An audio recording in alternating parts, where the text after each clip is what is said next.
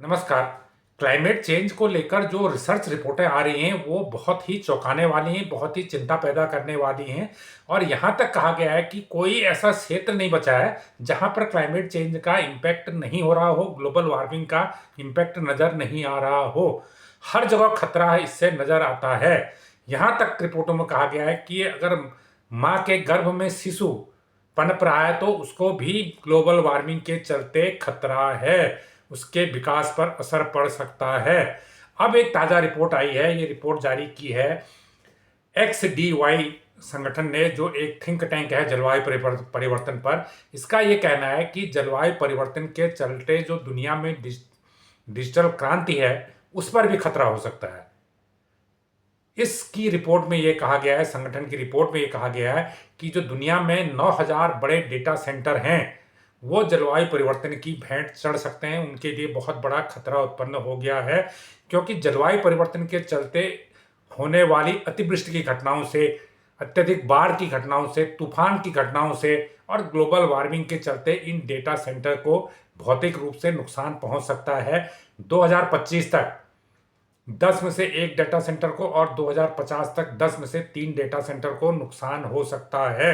और जितने भी बड़े बड़े डेटा सेंटर हैं, चाहे वो न्यू जर्सी में हो, हैम्बर्ग में हो, शंघाई में हो, टोक्यो में हो, हांगकांग में हो, मॉस्को में हो या बैंकॉक में हो या इंडिया में हो, तो इन डेटा सेंटर के लिए ये सबसे बड़ी चुनौती है कि उनको प्राकृतिक आपदाओं से भारी क्षति पहुंच सकती है। और अगर डेटा सेंटर को क्षति पहुंचती है तो इसका मतलब है कि जो डिजिटल का उसकी जो काम कर रहा है, जो जिसका जिसका उसका उपयोग हो रहा है, मान लीजिए अगर वो डेटा सेंटर बैंक का है और उसको क्लाइमेट चेंज से, बाढ़ से अगर नुकसान पहुंचता है, वो क्षतिग्रस्त होता है, तो बैंकिंग सेवाएं ठप हो जाएंगी। इसी प्रकार किसी भी सेवा से जुड़ा हुआ कोई डिजिटल सेंटर अगर है, कोई डेटा सेंटर अगर है, तो उसको अगर नुकसान पहुंचता है तो सारी सर्विस ठप हो जाएगी।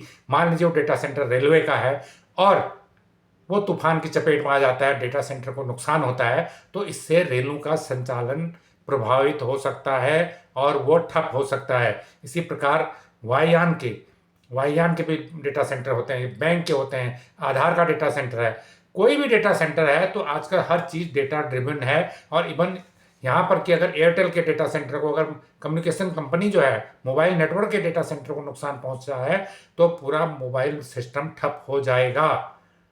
तो ये चुनौती बहुत गंभीर है। इस चुनौती से निपटने के लिए एक ही तरीका है कि जो जलवायु परिवर्तन की रफ्तार है उसको बढ़ने से रोका जाए, उसे कम किया जाए, उसे न्यूनतम किया जाए। और ये कैसे होगा? ये इसलिए होगा क्योंकि आपको क्लाइमेट चेंज के खतरे को कम करने के लिए ग्रीन हाउस गैसों के उत्सर्जन में कमी लानी होगी। और ये कमी तभी पॉसिबल है जब फॉसिल फ्यूल पर, जीवाश्म ईंधन पर से निर्भरता घटे, निर्भरता कम हो, जीवाश्म ईंधन का इस्तेमाल कम से कम किया जाए और ग्रीन एनर्जी का इस्तेमाल ज़्यादा करें।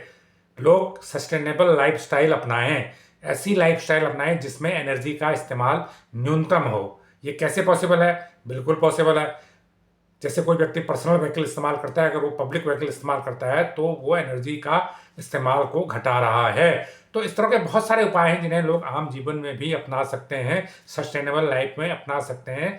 सस्टेनेबल लाइफ ऊर्जा पर निर्भरता कम करती है और ऊर्जा पर निर्भरता कम होगी तो ग्रीन हाउस गैसों के एमिशन में कमी आएगी। तो ये जानकारी आपको कैसी लगी हमें कमेंट करके ज़रूर बताएं। जो लोग इस चैनल को पहली बार देख रहे हैं उसको लाइक करें, सब्सक्राइब करें और शेयर भी करें। धन्यवाद।